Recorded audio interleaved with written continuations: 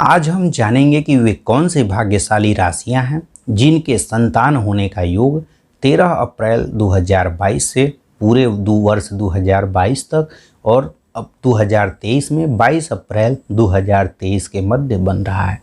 तो यह किन किन राशियों के लिए यह योग बन रहा है और वे कौन सी भाग्यशाली राशियां हैं जिनको थोड़ा अगर प्रयत्न करें तो इस समय आपको संतान का लाभ हो जाएगा, इसी के बारे में हम इसमें चर्चा करेंगे। नमस्कार, मैं पंडित राजकुमार दुबे आप सभी का आपके चैनल मिस्ट्री ऑफ धर्मा में स्वागत करता हूं। तो आइए हम सबसे पहले जानें कि वे कौन सी भाग्यशाली राशियां हैं, लेकिन उससे पहले कि यह जो योग है वह किस कारण से बन रहा है। तो यह जो हम योग बता रहे हैं यह देवगुरु बृहस्पति के गोचर के कारण बनेगा।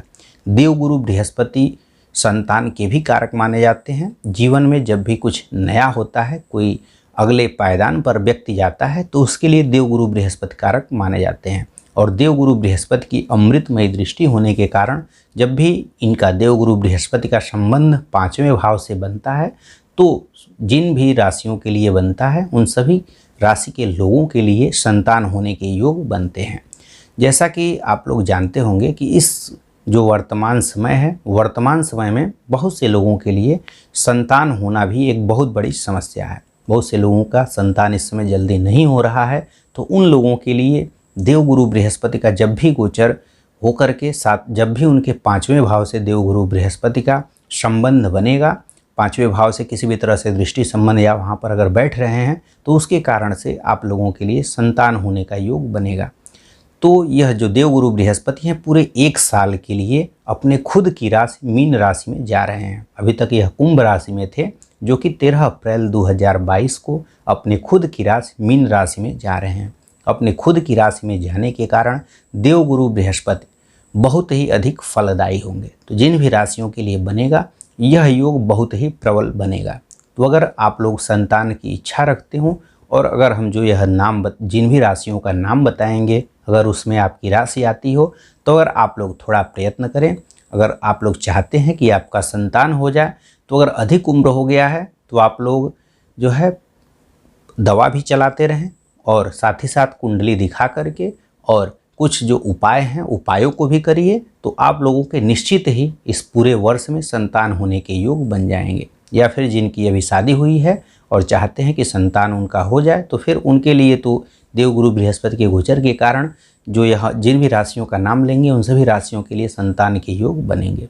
लेकिन जिनका अधिक समय हो गया हो वह आप लोग एक दवा भी कराते रहें और कुंडली दिखा करके जो उपाय हैं उपायों को भी निश्चित ही करें, जिससे कि आप लोगों का भी जो यह समय अगर इसमें आपकी राशि आ रही है तो आप लोगों के लिए यह समय बेकार न जाए और इसी में आप लोगों को देवगुरु बृहस्पति की कृपा से संतान की प्राप्ति हो जाए। इसके अलावा जिन भी राशियों का हम नाम नहीं बताएंगे तो आप लोगों को घबराने की ज़रूरत नहीं है। हो सकता है कि आप लोगों के कुंडली के द्वारा संतान होने का योग बन रहा हो। तो बहुत सी राशियों का, जैसे हम जो यह राशि बताएंगे, मान लीजिए 5 राशियों का हमने नाम बताया, 5 राशियों के लिए देवगुरु बृहस्पति के गोचर के कारण संतान का योग बनेगा। लेकिन जो अन्य राशियां हैं उनमें भी जैसे हम जिन भी राशियों का नाम लेते हैं तो 70% उन्हीं राशियों की ही संतानें होती हैं, बाकी जो 30% अन्य राशियों की भी होती है। लेकिन मैक्सिमम जो है देवगुरु बृहस्पति का जब गोचर होता है और कुंडली में भी योग बनता है तो जब दोनों का योग होता है तो संतान होने का प्रबल योग बन जाता है। तो 70% तो केवल जो हम यह राशियां बताएंगे अगर आप सर्वे करेंगे तो 70% इन्हीं राशियों के लोगों की संतानें इस समय होती हैं। बाकी 30% में जो अन्य राशियां बचेंगी उनके संतान होते हैं। तो उनका संतान का योग उनकी कुंडली द्वारा संतान का प्रबल योग बन रहा होता है, इस कारण से उनकी संतानें होती हैं। तो अगर आप लोगों की राशि का नाम इसमें नहीं है तो अगर आप लोग चाहें तो कुंडली दिखा करके और जान सकते हैं कि क्या आपके लिए संतान का योग बन रहा है कि नहीं बन रहा है। जब भी अगर आपके 5वें भाव के स्वामी की महादशा चल रही होगी या अंतर्दशा चल रही होगी तब भी संतान का योग बनता है, या फिर 5वें भाव में बैठे ग्रह की महादशा या अंतर्दशा चल रही होगी और वे कारक ग्रह होंगे तब भी आपके लिए संतान होने का योग बन रहा होता है। तो यह केवल हम मात्र एक योग बता रहे हैं जिसके कारण से आपके संतान होने के योग बनेंगे, जो कि देवगुरु बृहस्पति के गोचर के कारण संतान होने का योग हम आपको बताएंगे। तो इसमें जो सबसे पहली राशि है, जो भी हम राशि बताएंगे वह राशि और लग्न दोनों के लिए प्रभावी होगा। विशेष रूप से यह राशियों के लिए प्रभावी है और थोड़ा सा कम लग्न के लिए होता है, लेकिन दोनों के लिए ही प्रभावी होता है। तो विशेष रूप से राशियों के लिए और उससे थोड़ा कम लग्न के लिए होता है। तो इसमें जो पहली राशि है वह है वृष राशि। तो जो लोग भी वृष राशि के होंगे या वृष लग्न के होंगे, आप दोनों ही लोगों के लिए संतान होने के योग बनेंगे। तो जो वृष राशि है, वृष राशि के लिए देवगुरु बृहस्पति गोचर करते हुए आपके 11वें भाव में गोचर करते हुए आएंगे। लाभ भाव में देवगुरु बृहस्पति के आने के कारण, वहाँ से लाभ भाव में बैठे होने के कारण आपके लाभ होने का योग बनेगा।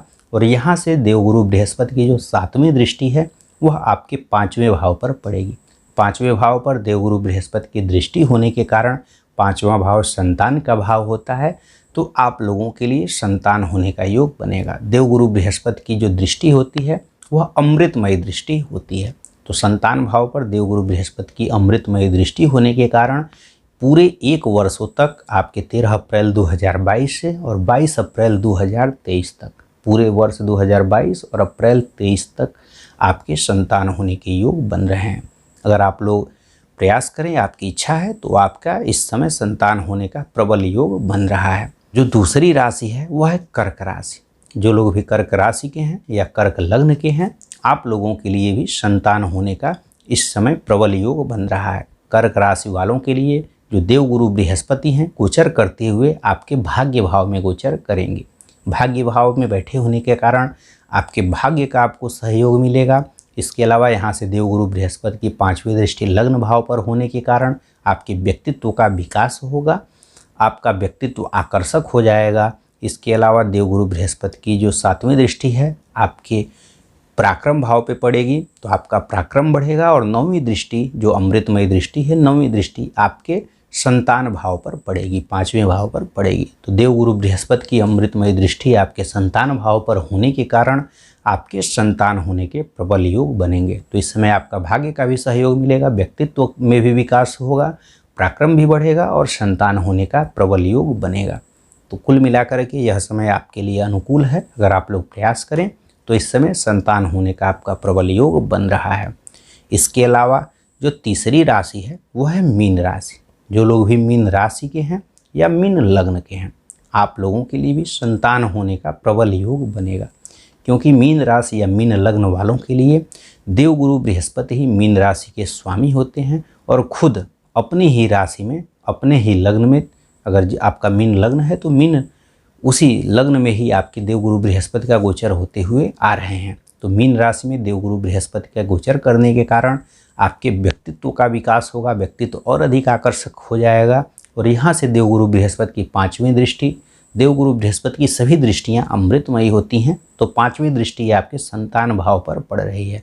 संतान भाव पर दृष्टि होने के कारण आपका संतान होने का उत्तम योग बनेगा। इसके अलावा 9वीं दृष्टि भाग्य भाव पर पड़ेगी, तो आपके भाग्य का भी सहयोग मिलेगा, तो आपका भाग्य भी इस समय साथ देगा, आपका व्यक्तित्व आकर्षक होगा। 7वें भाव पर दृष्टि होने के कारण आपके पत्नी या आपके पति अगर हैं, तो आपके पति या पत्नी जो भी अपोजिट जेंडर है आपका, उनका भी व्यक्तित्व आकर्षक होगा। और साथ ही 5वें भाव पर दृष्टि होने के कारण आपके संतान का भी उत्तम योग बन रहा है।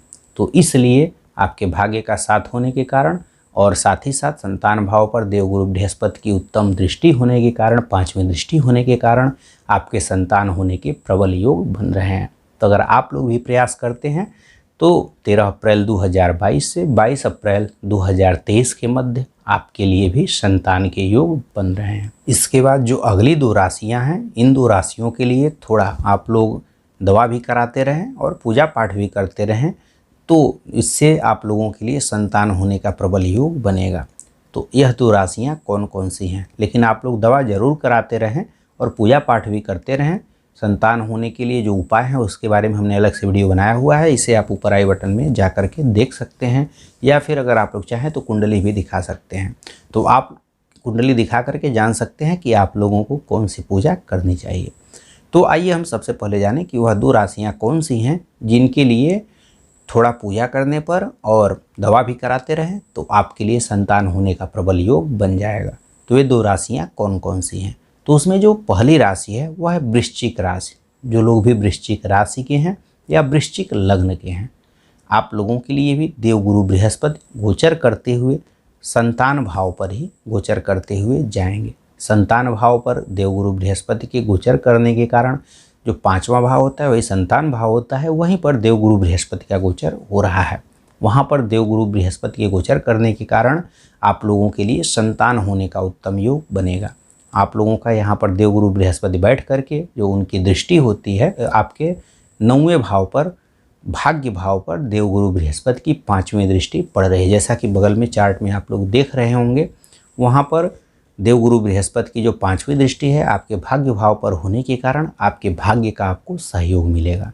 और खुद ही संतान भाव में देवगुरु बृहस्पति बैठे हुए हैं तो आपके संतान होने का प्रबल योग बनाएंगे और आपके भाग्य का भी सहयोग आपको मिलेगा। और यहाँ से देवगुरु बृहस्पति की जो 7वीं दृष्टि है वह आपके सीधे लाभ भाव पर पड़ने के कारण लाभ होने का भी योग बन रहा है। 9वीं दृष्टि आपके लग्न पर पड़ रही है, तो जिसके कारण आपका व्यक्तित्व भी आकर्षक होगा। तो कुल मिलाकर के आप लोगों के लिए संतान होने का प्रबल योग बन रहा है। लेकिन आप लोग थोड़ा दवा भी कराते रहें और देवगुरु बृहस्पति से संबंधित कुछ पूजा पाठ भी करते रहें, तो जिससे आप लोगों के लिए संतान होने का प्रबल योग बनेगा और इस समय आप लोग संतान का लाभ ले सकते हैं।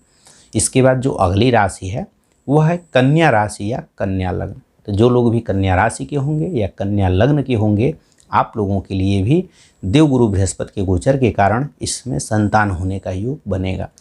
आप लोगों के लिए देवगुरु बृहस्पति गोचर करते हुए 7वें भाव में जाएंगे। 7वें भाव में बैठे होने के कारण, देवगुरु बृहस्पति की 7वें भाव में बैठे होने के कारण यह आपके जो भी अपोजिट जेंडर होगा, अगर आप पुरुष हैं तो आपकी पत्नी के लिए, या फिर अगर आप महिला हैं तो आपके पति के लिए उनका व्यक्तित्व आकर्षक हो जाएगा और आपका भी व्यक्तित्व आकर्षक हो जाएगा। दोनों के व्यक्तित्व में निखार आएगा, व्यक्तित्व का विकास होगा। और आपके अपोजिट जेंडर का यह जो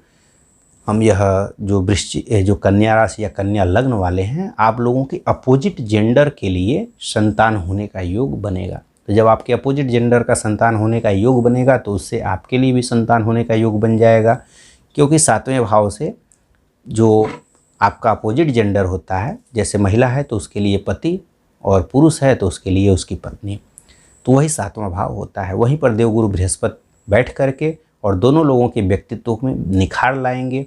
और साथ ही साथ वहाँ से बैठ करके देवगुरु बृहस्पति की जो दृष्टि है लाभ भाव पर पड़ेगी। लाभ भाव पर दृष्टि पड़ने के कारण लाभ होने का भी योग बनेगा। कुल मिलाकर के अगर आप लोग थोड़ा प्रयास करते हैं, जैसे दवा भी कराते रहें और कुछ कुंडली दिखा करके और संबंधित जो उपाय हैं उन उपायों को करते हैं, या फिर हमने वीडियो बनाया हुआ है संतान होने के उपायों के बारे में, उस वीडियो को ऊपर आई बटन में जा करके देख लेंगे।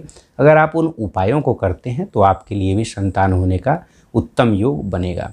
तो आप लोग उपायों को ज़रूर करें, या फिर जो दवा है दवा भी कराते रहें।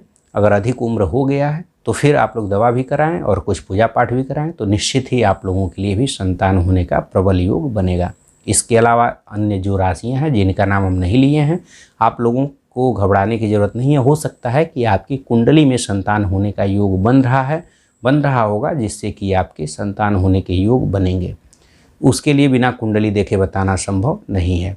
आशा करता हूँ कि यह जानकारी आपको अच्छी लगी होगी। इसी तरह की और उपयोगी जानकारी के साथ आप सभी के समक्ष पुनः उपस्थित होंगे। तब तक के लिए धन्यवाद, नमस्कार।